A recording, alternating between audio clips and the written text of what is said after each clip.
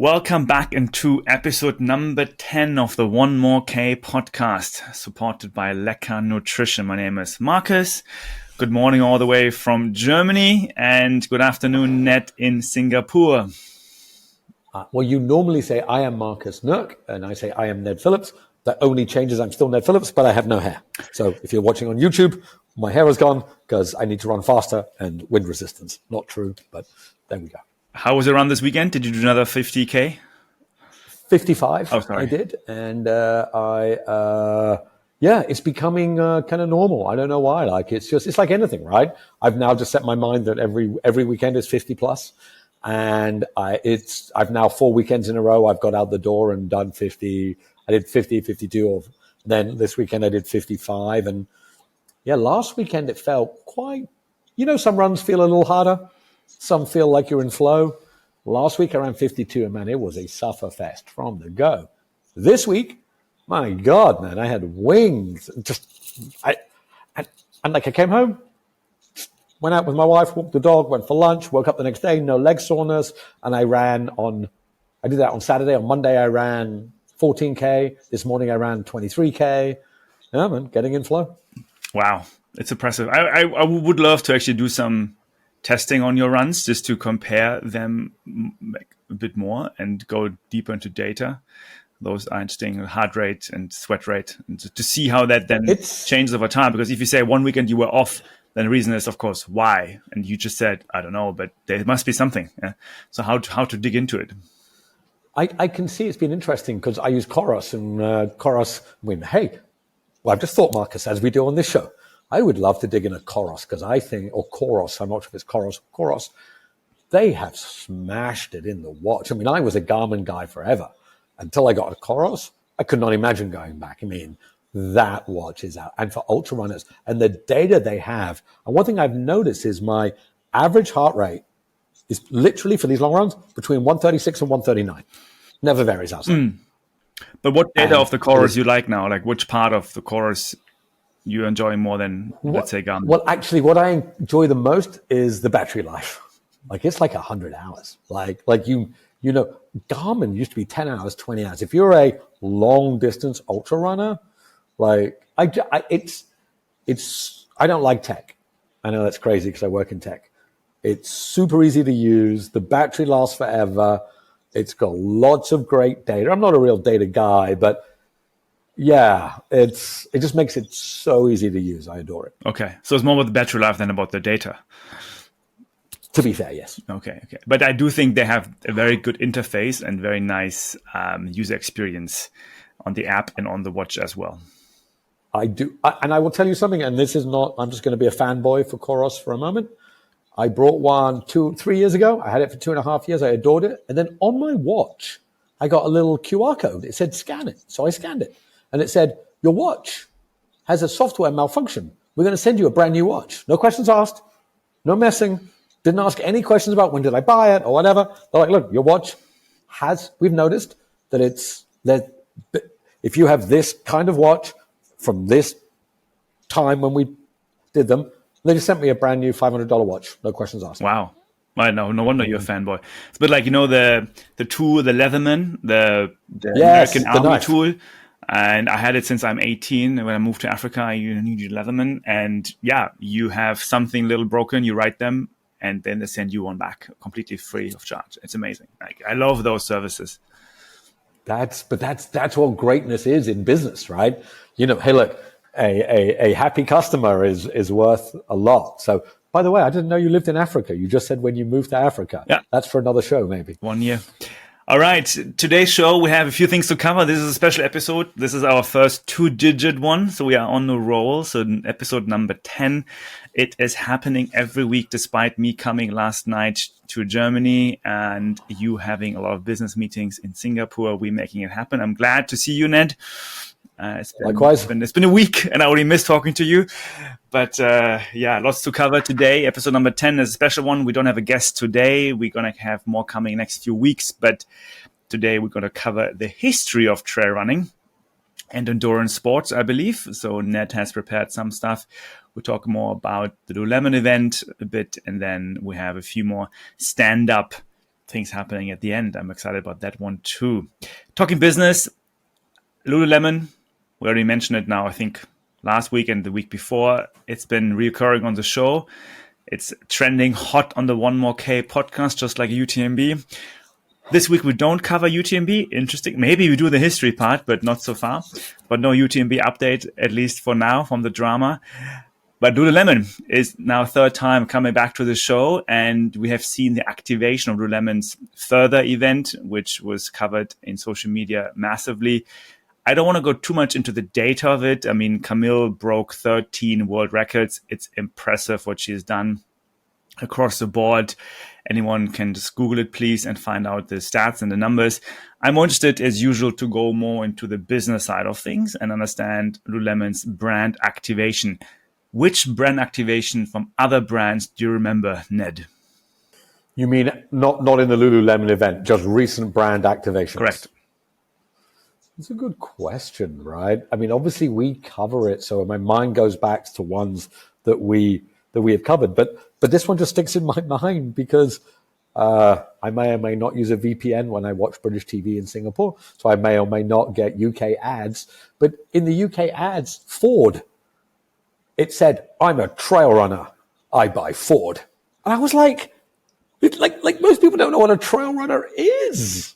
And now the statement is, "I'm a trail runner. I buy Ford." And to me, it was just, I know I've commented on this before, but I found this such a massive step forward to, wow, we don't need to pretend we're some little sport and explain what we do or what an ultra is. Like, people know. That's the one that sticks in my mind because I think that shows that we are breaking out into mainstream. The one that comes to mind, I think that at least two. There's, of course, Nike's Breaking 2 in conjunction with Mr. Eliud Kipchoge, who tried once, didn't work out. Second time with more support from Ineos, the huge UK company. They made it happen in Vienna. I think that was very well done from Nike. And on the back of that, they introduced more the new version of the running shoes. I actually lost track of all the different names, but 2% Next, Vaporfly, whatnot, carbon shoes. That was, I think, well done. I remember that one. Then, of course, I think we can think of Red Bull, and Red Bull has been doing like jumping from space and whatnot. I think there's a few other things they've been doing very well. But also in the trail world, anything on the Hoka side recently? I haven't come across any larger brand activation there on Hoka. Coros, I think they are dominant. But I think Hoka are just dominating. Like they grabbed it, right? I think we talked about I think it was 2 shows ago, I mentioned that Carl Meltzer, Speed Goat himself, if you're wearing Speed Goats, it is Carl Meltzer. You know, he was in an airport and it were just Hokas, I'm going to say everywhere, but there was a lot. I almost feel that, I'm not going to say they don't need to brand activate because they are the dominant shoe. It's how does, we're a small nutrition brand, Lecker. How do smaller brands grab? And I have this real belief, if we think about Red Bull long ago, we're talking about history.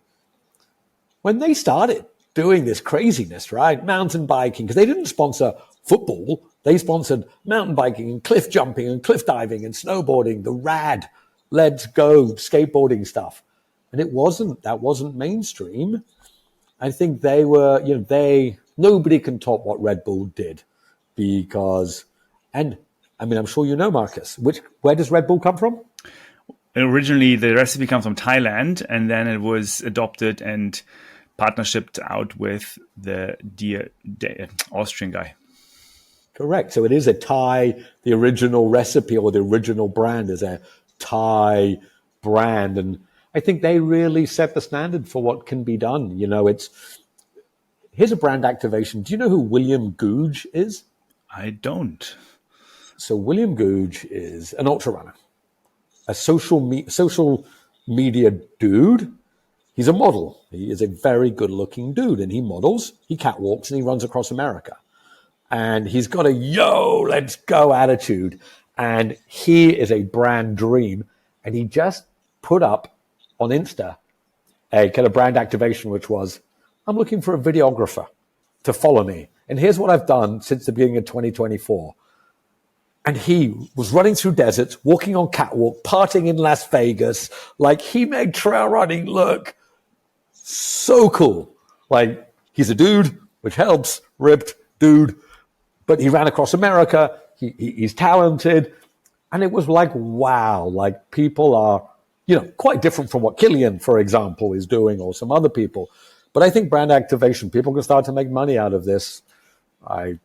He was on Rich Roll podcast, and Rich said to him, "You're not doing this the typical way." He's like, "F the typical way. Like, I'm doing my own stuff." And he's getting a lot of followers, a lot of brands. I think you mentioned a good point. I think those brand activations are really more about TikTok and Instagram, where the Nike and the Red Bull, they were more of the YouTube age, I feel. So long clip, long coverage, more documentary style. And now with Lululemon, the reason also why I'm bringing it up, because I have an old uni friend of mine in Berlin who is very big in the Berlin running scene, who is a part of the Lululemon crowd. And he was flown out to California to be part of the influencer crew. So they invited all the Lululemon influencers, the ones that are relevant at least, to this event, and they were covering then that further event on their channel. So I actually saw a lot of footage from my friend from Berlin, who was in California at the same time. And to see what's also happened around the 6 days event, there's a lot of running clubs, yoga, there was educational workshops. So a lot of coverage and a lot of network effects from the influencers they invited. So it's not about 30, 40-minute videos on YouTube where you can follow it. It's actually 30 seconds, 1 minute clips on this widespread influencer network that Lululemon has built up the last 5, 6, 7 years. Because I knew Lululemon was active in Singapore for the last 5, 6, 7 years. They have a big store there, they have a big footprint. And there are quite a few influencers already, and they're building up this very nicely influencer network who's now, they can leverage on top of to spread this massive event through the channels. Very smart. I find it very interesting how they did that. Absolutely. And look, they're transitioning because, from my perception, Lululemon was more of a women's brand, more kind of yoga, kind of active wear, but certainly not ultra. But they're clearly moved into it. And that's amazing. Like, I think I've said to you, a friend of mine who was doing some advertising for Decathlon. Decathlon have noted trail running as a top 5 sport over the next, 5 years, 10 years. And I was in the store in Singapore. We've talked about this. You said their shoes, you've heard they're pretty good. They had walls of gels, of backpacks, of squeezy flasks, of shoes. Like, it wasn't just one little corner. It was maybe not as big as football or whatever, but running and ultra and trail, Decathlon's going after it. No, for sure. For sure, 100%. I think there's a reason why Lululemon also went into trail running and not into, let's say, Ironman. I would argue, and this is, of course, now using labels, so pardon my ignorance, but the demographic and the style of people who are doing trail running is quite different to the ones who are doing Ironman. Just as a crazy example, just in this hour, there are other examples, but this is a very easy comparison because it's a similar endurance activity. The man who is doing trail running is a different man than who is doing Ironman. And I think the females, there's no doubt, they like Lululemon, but also I think I can see the influencers, the male influencers in the Lululemon world, they're probably more the open-minded, liberal, thoughtful man that cares about certain values that Lululemon represents as a brand. So I also find it interesting that they choose trail running and not other sports. But I can see that fit very well. Hey, look, great point. And, Iron Man, the head guy, we always give Iron Man a bit of crap, but he said trail running is the next Iron Man, which is like, oh, stop, don't come for us. We don't need you. But what Lululemon is, why would you go for Ironman, which is peaking in number of races, right? Trail running is clearly going up, right? So they're big. But I agree with you, right? Trail running, to me, it's like the skateboarding or the surfing of running, right? Look, I wear my running shirt, right? I'm not wearing this in Ironman, right? Now, and you feel it. And we're going to talk about the history today.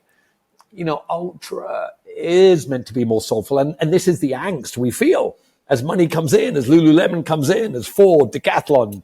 But that's great. Like, it's great that we're doing it. But you're right. Like, trail is building and growing, but it is more thoughtful. I think that's a fair point.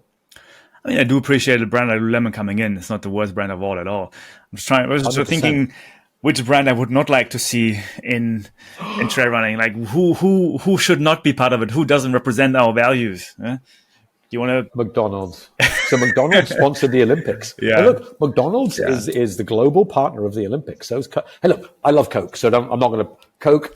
You guys have all run a long way. If you run in the heat, you know that Coke is the magic drink, right? So I'm not going to hear any crap about Coke. I know it's unhealthy, but like, is McDonald's like? And I've eaten McDonald's on an ultra run. You know, like I have, right? I've been 150K in. I'm hungry, and I can eat some chips or a burger. You know, Like, you know, but it's kind of, I call it sport washing and greenwashing, because trail running has such a great reputation. I think so far, it's considered a very healthy, nature friendly. You say soulful sport. I love that term. It can be abused for brand washing, and if you like, you can see Dacia, the car maker, who is now the partner of UTMB. Clearly, I would not say the brand is known for their soulful cars, to be honest. And yeah, now they're using UTMB as a great way to uplift the reputation of the brand. Hey, look, but that's what marketing and branding is, right? You attach yourself to something which you like the feeling of, the people in, etc. Maybe, and I don't know how we would do this, but what is the earnings, the educational level, the geographical location, trail running to Ironman, right? Or to marathon road running, right? Like, is there more spending power? Is there more thoughtfulness? Like, who I would love to come in more is Patagonia. Like, we know that is the soul of our sport, right? Not our sport. That's the soul of endurance, right? Yves Chouinard, like he is what we are, like that guy, right? And, but look, but at the same time, McDonald's is run by good people, I'm sure, right? They make shitty food, but it's run by good people, right? And they're trying to do better. Everyone's trying to do better. But well, yeah, you're going to have the endurance burger with the right carbohydrate protein mix to make you run further. I mean, who knows? Look. If I was running and I saw the endurance burger, you know what they should put in it? Beetroot. You know why? Beetroot makes you, and I know this because, again, being an ultra runner, more is always better. So beetroot's good for your red blood cells or whatever. So you're meant to take a little shot, a little bit. But before a race one time, I thought, well, if a little's good, more must be thing. And I drank almost 1 liter of beetroot juice. Holy crap, people, don't drink 1 liter of beetroot juice. It's not good for your, for anything. But a McDonald's endurance burger with a big slab of beetroot, I'd buy that. Yeah. Wow. Wonderful. All right. This is going back into this is already going to the future. I'm very curious to again cover all this, and we'll cover it more. I feel like we are half rightly predicting the future here. Very good. So next part of this episode is the history part. So what happens now is I'm going to hand over my host role to Mr. Ned. And I can only say that I love history. I was having a history major in high school, and I've been digging in history all my life. But when I did a quick Googling of the history of trail running, there's some information out there, but it hasn't been covered in podcasts. So I feel like it's quite exciting for us to be amongst the first, maybe not the first, but amongst the first to go a bit into it. And we should always learn from history so we can look into the future even more precisely. I think that's a good thing. And just a slight clarification: ultra and trail. So I'm going to use ultra as the lead in, i.e., running longer distances, sometimes on trail, sometimes on road, sometimes cross country. And I encourage Marcus to ask me questions, because there's nothing worse than a podcast for somebody to just speak for endless times. But, well, I don't know. Anyway, I am 56, so I know a little bit more history because I'm older, but I do not know from way back when it all started. So I thought I'm not going to give you a comprehensive history. These are a few of my favorite thoughts around history of ultra running, trail running. We're going to cover some of the first ultra running to marathon. We'll maybe start even further back as to why are humans the greatest running creations, then to marathon, then to, in the 19th century, pedestrianism, all the way through to the 70s, a man called Al Howie, the start of the Western States, comrades, and we'll take it through from there. So, Marcus, do you, and I don't know the exact scientific answer to this, but I'm just going to ask you a question. What feature do we have that makes us able to catch any other animal on Earth? We can sweat. And because we can sweat, what does that enable us to do? We can turn carbohydrates into energy, but others can do that too. Okay, I'll go for it. We can outrun any animal. No animal can outrun us over a long distance. So in a short distance, a lion or a buffalo and forgetting forest and jungle where they can get up trees. If you put a big, huge open savanna, if we just keep running at our slow pace, an animal will run out of energy before us. We are the greatest endurance animals on the planet. Nothing else can run like we can. We will ultimately catch. So the history of us is that we're predestined to be ultra runners. So if we go way back to Darwin and why, so I think your scientific explanation is right. But just as a scene set, we are destined to be ultra runners. And there's lots of great books on that if you look at Birth of Ultra Runners, and et cetera, et cetera. The first great ultra run history, Phippides. I'm pronouncing it incorrectly. But from the battle, he had to run, I believe, from Athens to Marathon. And that's why the marathon has its name, was that this man was dispatched to say that the Romans were coming, or I don't know exactly, so I'm failing wonderfully to start here. But he ran all the way to Marathon to announce that the battle had been won. And do you know what happened to him when he arrived at Marathon? He broke down, I think, pretty much died. Well, he pretty much died. You can take out the pretty and the much. He died. Heroically, though. Correct. He heroically died. And there is a race today called Spartathlon, which I think commemorates it's an 135 mile. I'm not sure how far he ran to tell, but this was one of the first recorded great ultra runs, which was the message, right? But so that was a couple of thousand years ago.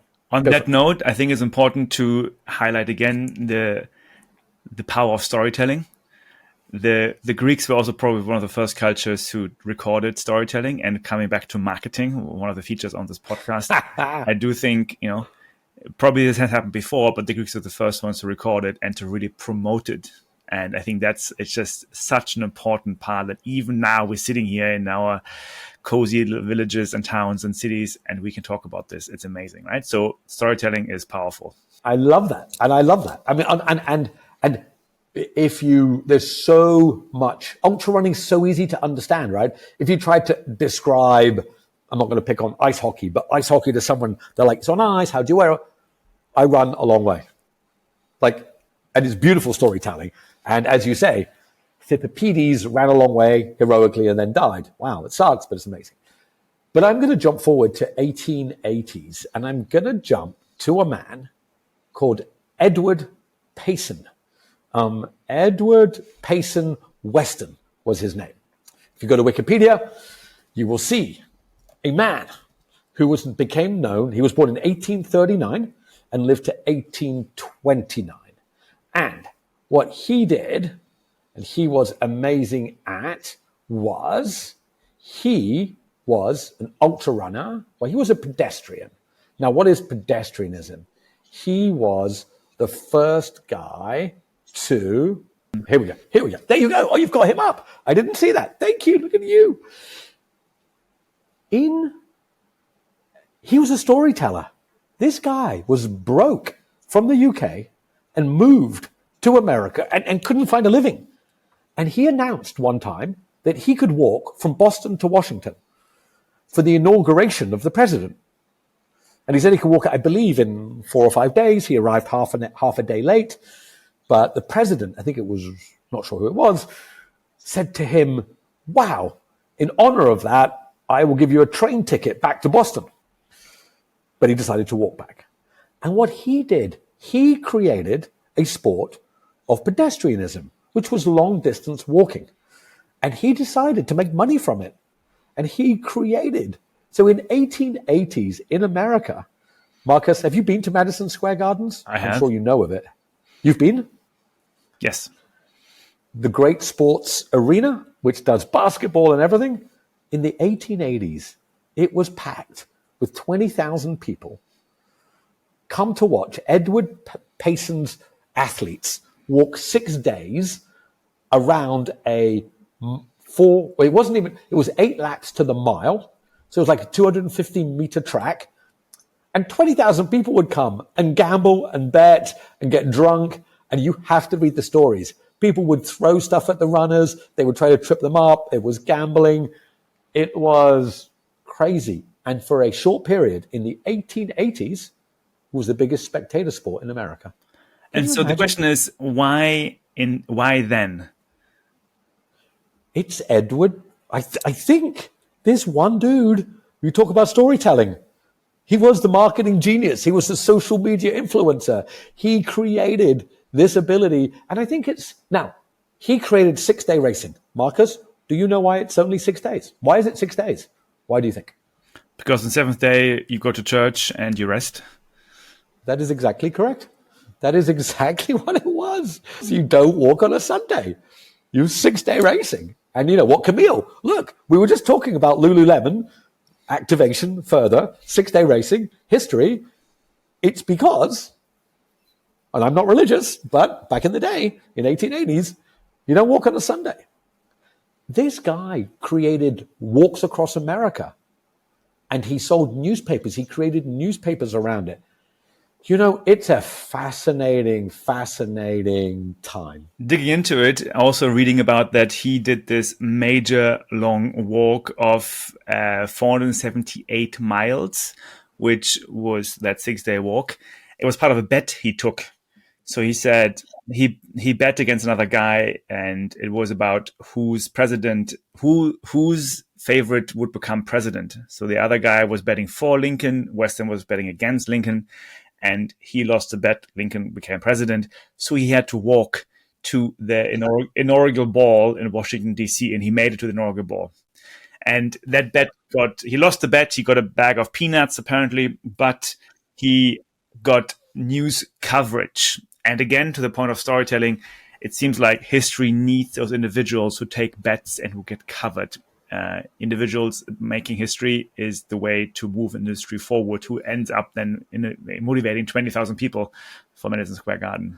It is. And I think, he was masterful at it. And he traveled backwards and forwards to Britain. They have the London to Brighton race, something that was really important back then. So, yeah, he was a guy that was just destined. And it died out. So from the 1880s, 1890s, if you're watching this, just Google ultra running 1880s. They're wearing tweed. They're wearing suits. There's ladies with parasols wearing like dresses and parasols and walking. Like we today are wearing our dry fits. I'm wearing my rabbit running shirt. These people were wearing boots, trousers, flannels, shirts, bowler hats. Okay. And walking. It's crazy. Here's one more stat for you. He got prize money of $10,000 in 1867 for covering a distance of 1,200 miles in 26 days. He won a prize money of $10,000 back then. So now the question is, how does $10,000 from 1867 compare to today? I'm going to guess a couple of $100,000. Yeah, $209,000 today. So this is, again, inflation adjusted. So he made, in today's dollars, $200,000 pretty much for walking 1,200 miles. Talking about prize money. We were just talking about Tough Mudder, Saudi Arabia, $86,000 or $80,000 that John Albon got. Technically, he got less than Edward Payson got back in. I mean, it was a big sport back then. I mean, he did an amazing job. And the funny part is, how did Mr. Edward Payson Weston die? I know. He was hit by a taxi cab in New York. Yes, technology caught up, and a pedestrian was killed by this new thing called automotive and got killed. Maybe we all get killed by drones soon. Who knows?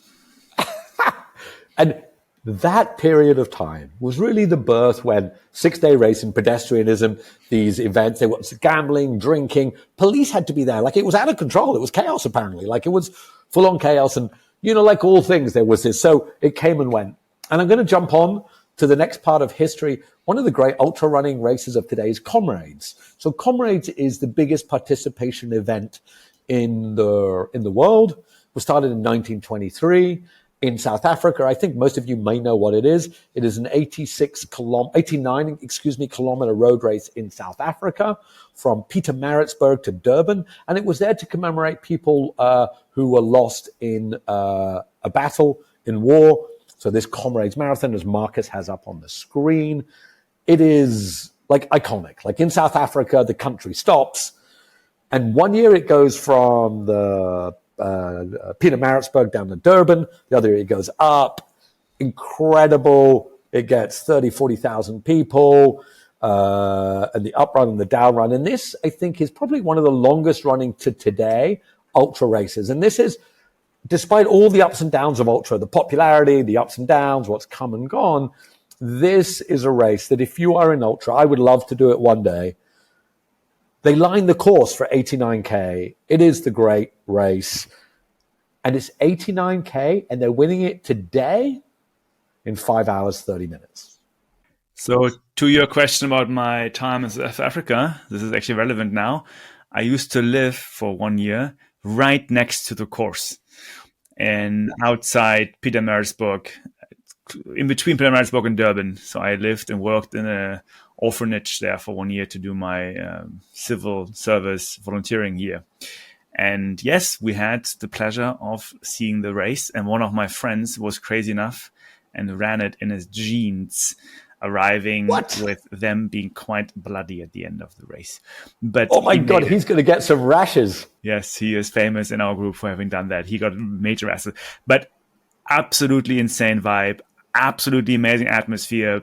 I get goosebumps right now talking about it. When you see people, I wasn't there, but you can see videos of people arriving in the stadium in Durban or Pietermaritzburg. It's absolutely amazing. It's the South African energy of life is coming out in its full swing. And anyone who has not been to South Africa or Southern Africa, you get to know people who are full of life. And I love that. And it comes out in this running race like there's no other. It is, and I'm glad you said that. I have heard that many times. I've heard from the start where they play this music and the cockerel crows. And in any country, ultra running is growing. But I'm going to take a guess here. Is it fair to say, Marcus, that every single person in South Africa knows about Comrades? Is that basically... Everyone does. And I remember 2 or 3 episodes ago, we showed the ultra running database from the German ultra running organization, and they listed South Africa as the third country with the third largest running base in the world. And I think Comrades is a major reason for that. And look, and just a bit of history here. Bruce Fordyce, one of the greats. He won it, I think, 12 times in a row in the 80s. He won it 12 times. So an iconic race. It should be on everyone's bucket list. But to the history point, so way back 2,000 years ago, I can't pronounce his name, but the dude ran to marathon. Then we had pedestrianism. Comrades has been the consistent from 1923. But in reality, I think there was quite a lull from, after the 1880s, boom, then Comrades has grown. And I'm going to say all the way up to almost the 70s. And I'm going to use one major thing here, which is Western states. Marcus, do you know why or how the Western states started as a running race? Or it used to be a horse race, and it was a famous track in California. I don't want to take away what you're going to say, but then one day a human decided to do it. Well, so the race is called the Tevis Cup. So the Tevis Cup was 100-mile, get on your horse, and you ride it from Auburn oh my God, hard to believe I can't remember, but you rode it, and it's mainly a lot of downhill. Anyway, in the early 80s, a gentleman called Gordy Ainsley, who's still running it today, a bearded wild man, came with his horse to take part in the Tevez Cup. But his horse was lame on the day, and his horse wouldn't go. So he said, I'll run it. And I can see it says 74. And he said, I'll run it. And people are like, you can't run 100 miles. Don't be crazy. And Gordy ran, and he wasn't last, and he beat some horses. And when we think about America today as probably the home of ultra running, it's kind of weird because, yes, it was in the 1880s in Madison Square Gardens, but it was kind of for modern. It is this gentleman, Gordy Ainsley, who created Western States, which is now the iconic race. And like a lot of things, it was this one happenstance. Edward Payson coming to America, being broke and creating a race. Gordy Ainsley's horse. Would ultra running exist otherwise? Yes, it would. But these moments, you love history. It's these moments of history that change it. And Gordy is still an outspoken advocate of what he created.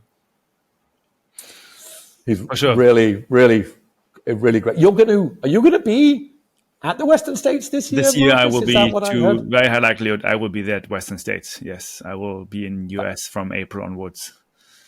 Fantastic. So 1974, we start Western States, but I'm going to say for the next 20 years, not much happened in ultra. It kind of dawdled along. It got a little bit. Some races came. But I want to call out one man that most of you don't know, and I really implore you to buy this book. Oh my God, it's the most heartbreaking, beautiful story in history, as you know, Marcus. Some people are always remembered, and some people are sadly forgotten. Google this. In Search of Al Howie. A-L, and his surname is Howie. H-O-W-I-E. In Search of Al Howie. Al Howie was a Scotsman who moved to Canada in the 70s and 80s. A troubled man. I don't want to pretend. Bit of an alcoholic, ran on beer, broke. He's nobody's role model. This guy set more ultra running records. This guy ran across Canada. This is a beautiful story of one of the truly forgotten legends of our sport. A wild man. He would run, because he didn't have any money, he lived in Canada, he would run to the start of 1,000-kilometer races in America by running 2,000 kilometers there, because he didn't have the bus fare, and he got sponsored by a beer company, so he drank 12 beers a day to keep him going. Like, this dude was, and again, I'm not suggesting we drink 12 beers, but in a funny kind of way, he was setting records before possibly the greatest man. And here's another step in ultra running history, Janos Kouros. Janos Kouros, before Alexander, let's stay with Janos Kouros. Janos Kouros is a Greek-Australian ultra running legend who for a long time had records all the way from 100 miles to 1,000 miles. 6 days, 500 miles, to setting unbelievable records time and time again. You'll see now, he had some of the most amazing. A lot of them have gone now because of a gentleman called Alexander Sorokin, who is now breaking them. But the one heartbreak for Janos Kouros is this, I think. And this is where we're going to come up to modern day.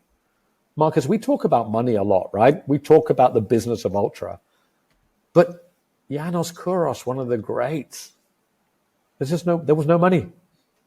In the 70s, in the 80s, and even the 90s, when people were winning races, they had to have full-time jobs. So Scott Jurek, who won the Western States 7 times in a row. What do you get if you finish Western States? Marcus, do you know? I would argue, I don't know, but I would argue a few $1,000s. No. What does everybody get if they finish under the cutoff? The belt. Correct. You get a belt buckle. Belt buckle. Mm. That's what the winner used to get as well. No money. A belt buckle.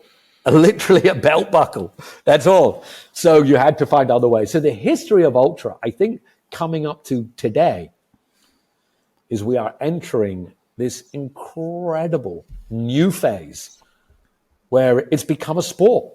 I'm going to say back like 1880s, where you could make maybe not $200,000 like Edward Payson, but you can make money doing it. Ultra running is coming back to a place where all of our history, all of our growth is come to today. Marcus? Let me flip this on its head a bit and challenge you on this point, because now I've been listening to you and I'm reflecting on it. Is the sport coming back because of external reasons, or is it coming back because we have different people in the sport right now, back then, who know how to use marketing and storytelling to make it an industry? If I listen to you to the 1880s stories or 1860s, seems to be some individuals who are crazy enough to make it very public, make public bets, win a lot of prize money, and they seem to have inspired huge crowds. Maybe in the 1980s, what you just mentioned, they didn't make much money because they weren't crazy enough to go public and they didn't care about it either. Maybe right now we do see a new rise of ultra runners who are using social media, in this case, technology basically, to be crazy enough, make big bets, be public, make money. Because is it driven by individuals or is it driven by the crowd? Something we cannot answer. That's more philosophical. But my personal belief is it's driven by individuals. History is driven by individuals. It's driven by people who are crazy enough to do crazy things, to go all out about it, whether on social media or newspaper or radio or television, whatever at the time is a technology to be used. I mean, Julius Caesar is famous for being successful. Julius Caesar's success is also derived from his marketing strategy. He was very smart to push his name into the Roman Republic because he knew how to use coins as a tool of marketing.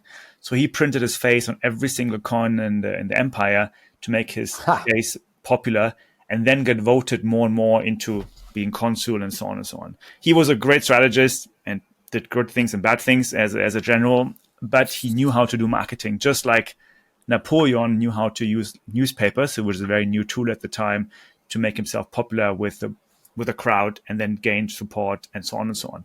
So taking this now to the running world, when I listened to you in the 1880s, people were crazy enough to use newspapers at the time to become popular and drive the sport forwards.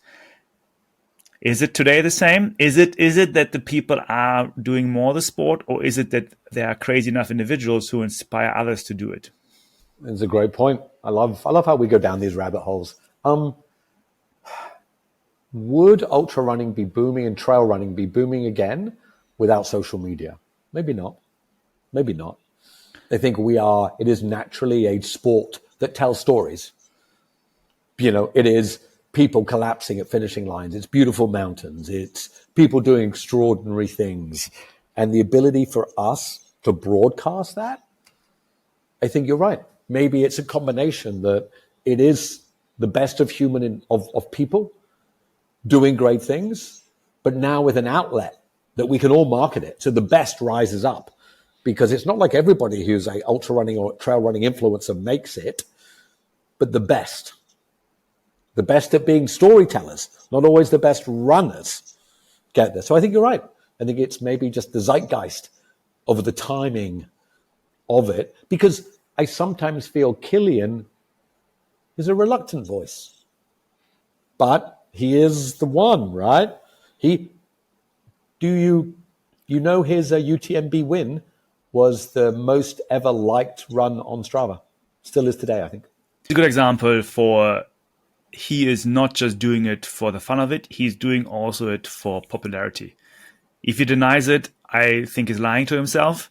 He is using television, audio, video very targetedly, very smartly how to position himself in this world. He is a next generation, new generation runner who is clearly doing documentaries on these mountains, these races, that race. He knows how to do it. Yeah? And he is helping the sport. And it's a good thing he's doing it. I'm not saying it's a bad thing, it's a good thing. But there are individuals for the last 3,000-4,000 years who are storytelling, who are using technology to promote themselves and promote the sport. It is, yeah. Lazarus, yeah. I cannot, how did I do a history without mentioning my hero, Lazarus, like creator of Barkley and Backyard. He took some heat for promoting. He does a lot of documentaries. He's happy to do podcasts. He's happy to do documentaries. And he said this: I encourage people to get out. And what's the greatest danger to our world is that we're messing up our planet, right? And if people go into nature and don't appreciate it, that's crazy. So we want more people ultra running. Is more people ultra running good? Yes. So Laz says it's my duty to tell the story. Because today, ultra creates better people, better for the planet, better, I wonder how many world, I'm not going to get too political here, but let's just say it. I wonder how many world political crazy leaders doing silly things today are ultra runners. I'm going to guess not many, because when you're an ultra runner, you're normally a good dude or good dudess. So I think the more we get out, the more stories we tell, the better for the world. So I'm making, I don't know, is that fair, Marcus, or am I just presupposing things? I think it's fair. I do think there's high overlap with business people being ultra runners. I'm not sure on the political side it's the same. It's also probably other reasons of time commitment and so on and so on. You have a public role. It's not as easy to commit to a 3, 4, 5, 10-hour runs as if you are a businessman where you have more control about your life. I do know quite a few ambassadors who are ultra runners, so I think there's a different type.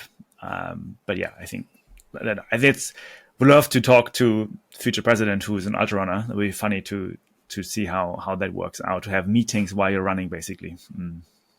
Yeah, absolutely. And look, I do think that as we think about the history as it goes through that, it'd be interesting to see who. I wonder who is the person. We talk about Edward Payson, we talk about comrades, we talk about Gordy Ainslie. Who's the person that we remember from today? My gut feeling is Courtney. Why is that? What do you think? She has all the combinations, right? She the social media, the goodness, you know what they say sells on social media? Authenticity. Is there anyone more authentic than Courtney on social media in ultra? I don't think so. No, it's true. I think her and Killian are the ones who are really driving the sport forward. They're both authentic enough in their own individual ways, but for sure, I think they are the drivers of the sport at the moment, given like in the massive 2,000-3,000 year context, comparing it to others. And two, so with history, we've talked about events, we've talked about time, we've talked about people. Despite all the crap we give UTMB, I think we have to accept that the Piletis are an essential part of ultra running history.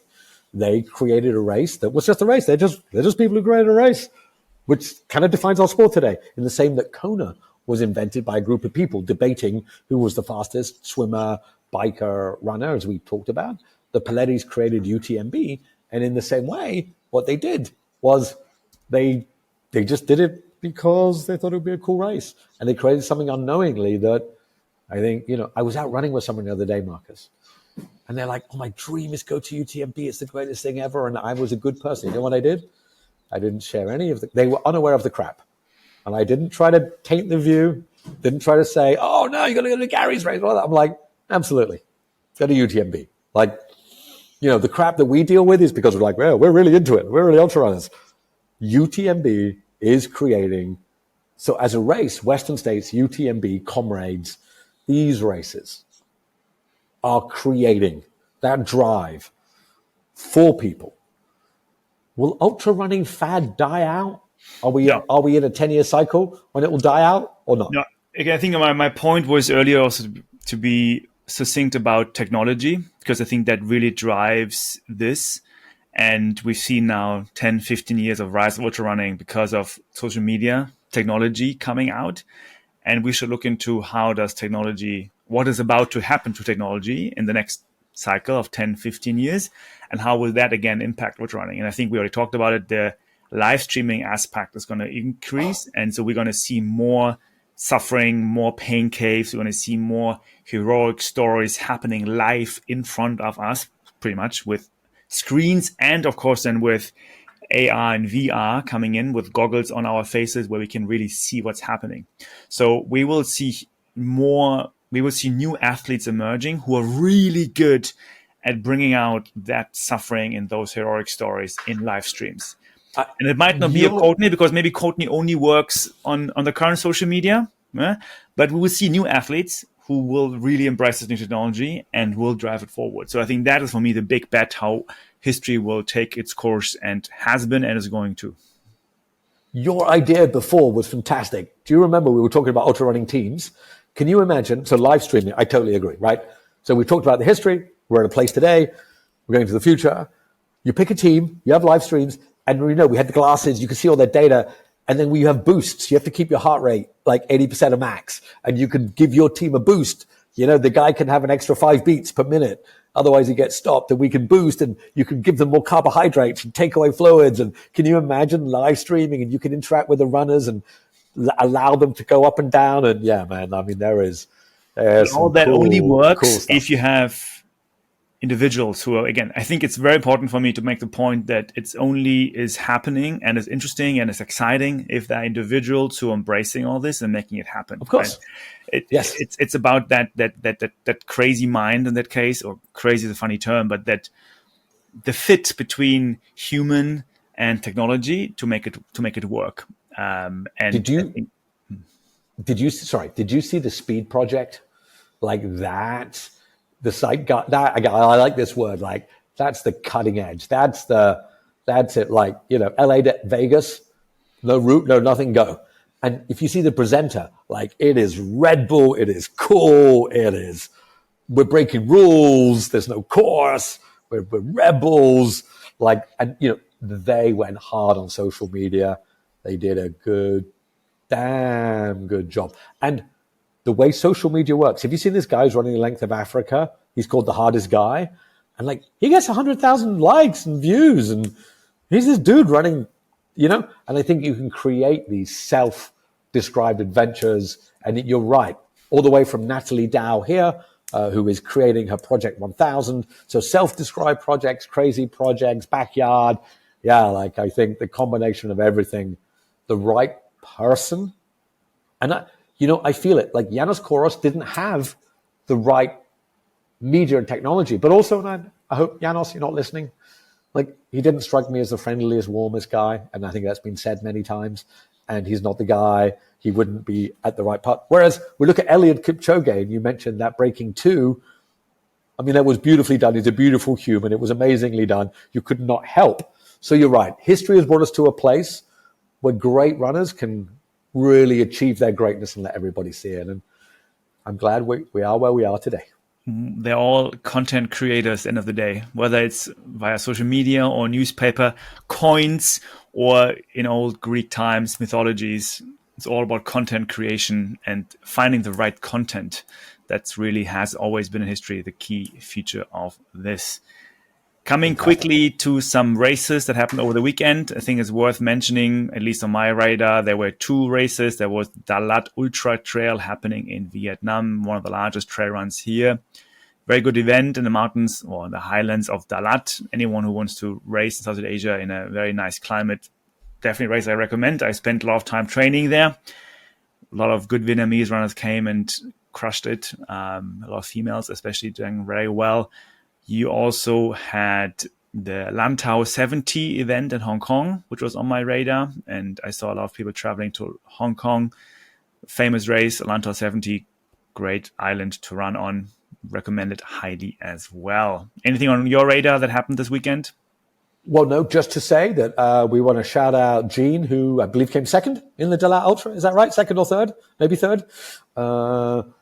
Fantastic effort. I'd also say that in the Lantau race, I don't know if you saw any of the clips, but it was windy, foggy, crazy. It looked out of control. But did you notice that Stingray won by like half an hour? Like, he won by. And against Milton Ahmad and like the real guys, like and I saw some clips, that dude was flying. We should definitely keep an eye on Stingray, who is really dominating the Hong Kong scene at the moment. A Filipino-born runner living in Hong Kong. He will be part of the show, I think. He will mention at least many more times this year, hopefully. He is strong runner coming out of this region. Can he win CCC, OCC, UTMB, anything? He's not there yet, is he? Top 10? Yeah, I think top 10. Yeah, top 10. Yeah. How hard came second on overall, first female, of course, but second overall in Dalat, 112 kilometers. So it was Nyon Chong coming first, 112 kilometers. Second was Hao Ha, and then third was, as you said, Jean, our French friend in Vietnam. And not only our friend, but a Lekker athlete. One other race I want to mention, Natalie Dow, who does these loop races in Malaysia. She has raced 10 ultras over the last couple of years. Marcus, how many do you think she's won out of 10? It's 10. That is right. And not meant to talk about ladies' ages, but Natalie is over 50. 10 out of 10. And on more than one occasion, she's won outright. This time, she came second by 12 minutes to the Malaysian 100-kilometer record holder. Crushing. Incredible. Now, to be fair, it's not the deepest field in Malaysia. I don't want to be unkind to Malaysia. Oh, I got to tell you something else. So we covered the Saudi, and we had the Saudi race, the Tough Mudder, and we covered Eugene on MMTF. I am on one of the sports channels on my Singapore TV. A show comes up called Outdoor Sports. It's just a 15-minute show to cover all outdoor sports, trail running, adventure racing, running, etc., etc. And on the show, they only covered 2 events this week. The Saudi Tough Mudder and the MMTF. Literally. And I'm like, what? And I didn't see Eugene, but Amy Kaur, if you know Amy from Singapore, she's one of the people here. And then they covered John Albon, and John Albon was great. John Albon was like, the guy was like, why are you in Saudi? And he was like, I think he'd been told to say, it's beautiful. I came for the money. It's beautiful. Came for the money. No BS, man. He's there to take his 80K home. And yeah, but they were the 2 events that I saw. So we're ahead of the pack, man. Us first, TV second. Drinking our own Kool-Aid. That's always good. Every day. All right, Nat, let's wrap it up. I'm handing it over back to you for the drop of episode number 10. Today, it's not stand-up comedy, but a stand-up drop. Go ahead. Nothing like a little bit of pressure. So here's the sad reality. I forgot. So I'm not going to tell you guys any lies or anything. I normally get it all done. I did not. So I'm going to lead it in with a little phrase. Then I'm going to just riff off that. If you're old, you will know who Hunter S. Thompson is. He was what's called a gonzo journalist. He wrote a very famous book called Fear and Loathing in Las Vegas, which was turned into a movie with Johnny Depp. It's kind of wild. He may or may not have taken some acid when he wrote this book. In fact, he did because he wrote about it. I'm not telling anybody to do that, but you can have hallucinations in ultra races. Anyway, he had a phrase, and I'm going to just apply it to some thoughts. So this is one of his most famous quotes. Life should not be a journey to the grave with the intention of arriving safely in a pretty and well-preserved body, but rather to skid in broadside in a cloud of smoke, thoroughly used up, totally worn out, and loudly proclaiming, wow, what a ride. When you're doing an ultra, don't take the safe path. Don't take the path to try to finish. If you think about an ultra as your, I'm going to say your life, but an event, an adventure, absolutely go at it. The idea that you might fail is the point. This is one of the greatest points of doing ultra, that you end up in failure, that you don't reach the finish line. Because as the great Lazarus Lake says, how do you find your limit if you finish? Because if you finished, you didn't truly find your limit. And in that depth, in that incredibly hard bit, when you are, and I'm going to, maybe you said it's going to be stand-up comedy, so I don't know if this is comedy, but I'm going to tell you. I have once not finished a race. It was at the 80K of the Mackelhaus Trail of the Trail Walker, and they pulled the pin. It hurt, I was slow, they gave up. And for many months, it bothered my mind. I wish I'd thought about Hunter S. Thompson there. But what might make you smile is a couple of years ago, I did a 213-kilometer race in Singapore. And I ran for 37 hours through the streets of Singapore. And with about 40 kilometers to go, just like your friend who had jeans on and had rashes, I had run out of Vaseline. I had some pretty severe rashes in the rather private areas, and I couldn't keep anything down. And I was like, that's it. I think I am done. And I walked into a garage and I bought 2 items. I bought a pint of milk because for some reason my brain wanted milk. And I said, do you have Vaseline? And they said, we do not, sir. Pretty strange in Singapore for a foreigner at 2 a.m. to be asking for Vaseline. And they said, but we have talcum powder, sir. Maybe you can avail yourself of the talcum powder. So I bought a pint of milk, or a liter of milk, and some talcum powder. And I went outside, sat on the road quite forlornly. For some reason, I decided to drink the entire liter of milk in one go. And then I took the entire contents of the talcum powder and poured it down my shorts. I then proceeded to vomit the entire milk contents from my stomach all over myself.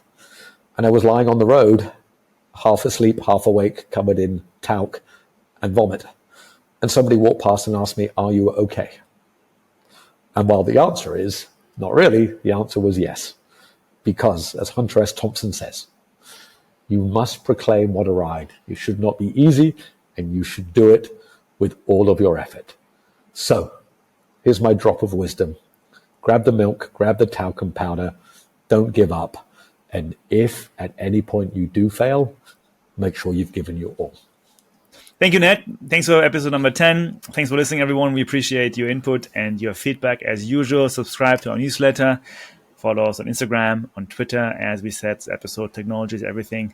We are creating content in our own ways. Please be part of our journey. And thanks for listening. See you next week. Take care, people. See you next week.